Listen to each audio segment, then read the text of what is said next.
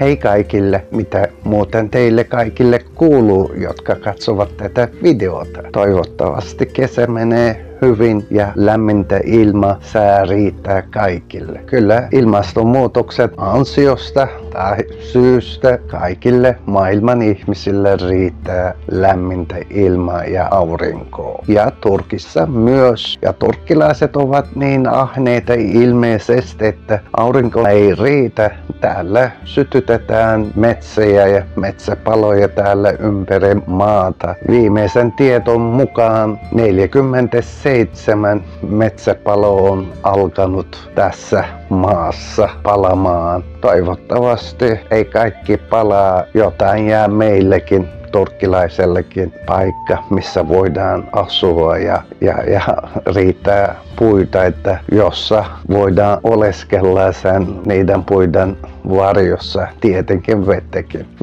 Vitsi kaikki on. Eli lämmintä ilma riittää ja turkkilaisten huolimattomuus on lisäksi, että lisääntyy täällä metsäpaloja ja asuinalueetkin on vaarassa noiden huolimattomuuden ihmisten takia. Tai tahallaan ne sytytää, niitä epäillään terrorijärjestön jäseniä, että halutaan vahinkoa tehdä vihollisella, niin sanotusta vihollisella ne tekee. Ne on aivopestyjä ihmisiä. Kaikki on pahaa, kaikki pahat on sallittu ja lapsuudesta asti ne on niitä aivopestyjä. Mutta musta maalattiin ja haukuttiin niitä, mutta tässä maassa myös asuu sivistyneitä ihmisiä. Ne ovat kokoontuneet täällä maan sivistyneimmät ihmiset Turkin parlamentissa. Ne oli lomalla, he kokoontuivat tässä niin hienossa lämmin kesäpäivästä, joutuneet tulemaan rannalta tai lomalta tai mistä ne tykkääkin olla. Kokoontuneet maan sivistyneimmät ihmiset Turkin parlamentissa. Ne ovat niin kohteliaita, että ne puhuvat kohteliaasti toinen toisia ja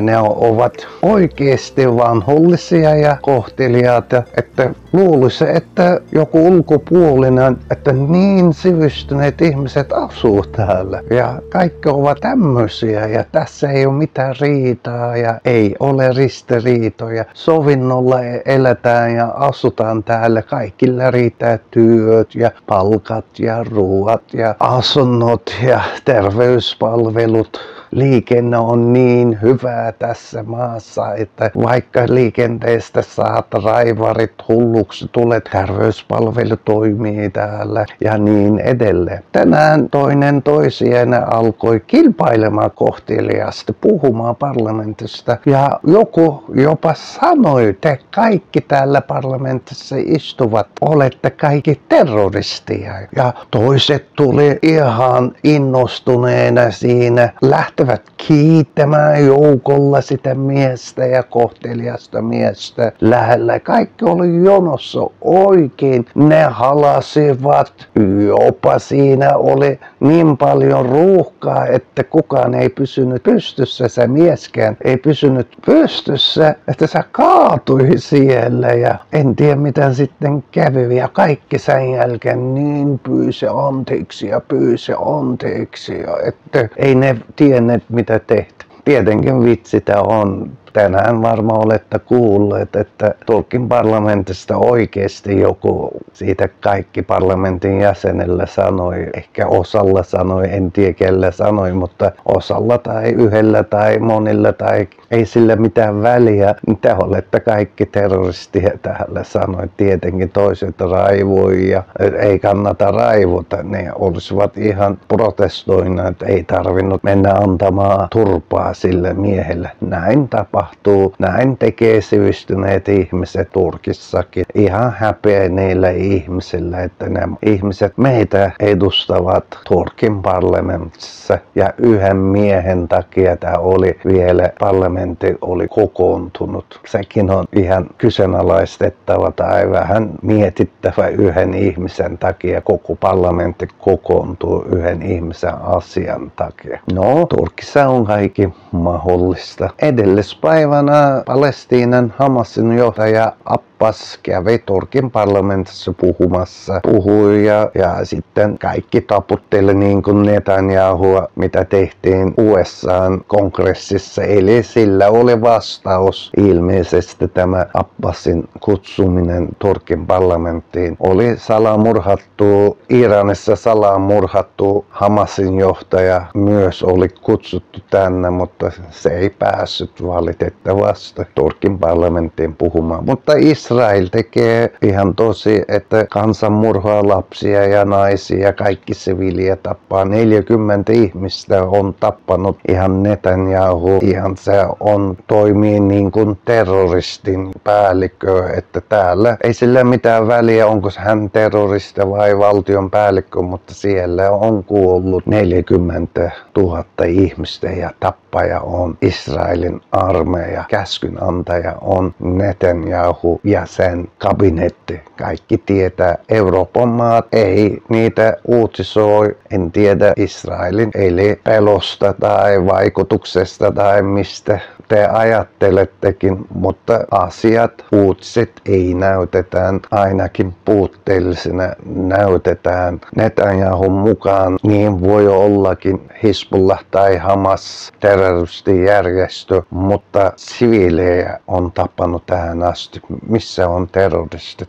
Kukaan ei kyseenalaista Euroopassa, mutta maailmaa tässä Turkissa uskotaan, että 3. maailmansota kohti mennään ja kaikki täällä aseistavat, kaikki varastoivat, valmistautuvat sotaan aseella ja ynnä muuta kaikin keinoin Kreikasta, USAsta ja tiedettä Suomesta lähtien ja Kiina, Venäjän Ukraina sota tai hyökkäys, kuka mitäkin sanoo, mutta ei näytä hyvältä ainakaan täältä päin maailmaa, minne ollaan menossa. Kesän alussa tänne Turkkiin ei paljon tullut turisteja, lomalaisia, että syynä oli useita syitä on ollut. Yksi on ollut Euroopan jalkapallo-ottelut, toinen oli olympialaiset, jotka järjestettiin Pariisissa ja kolmaskin oli, että Turkin hintataso ja täällä yrittäjät olivat huijanneet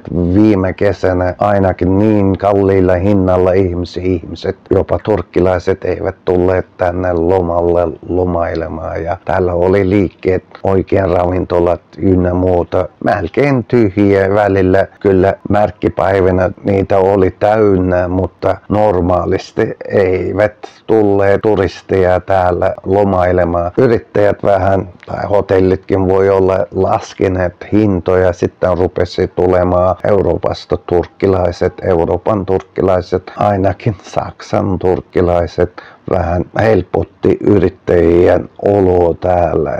Mutta turkkilaiset ja turkkilaisten huijausmentaliteetille ei, jos ei ne opi mitään, ei pitkällä voi ratsastaa. Halusin tehdä lyhyt videon teille pitkästä aikaa. Minä en ole tehnyt suomenkielistä videoita. On ollut menoja ja töitä ja ynnä muuta, ei ollut halujakaan ja oli omat syyt. Ehkä pitkästä aikaa vielä en teekään videoita teille. Se riippuu elämäntilanteesta. Mutta kiitos, että katsoitte tämän videon loppuun asti. Nähdään seuraavalla videolla. Nauttikaa kesästä. Hei hei!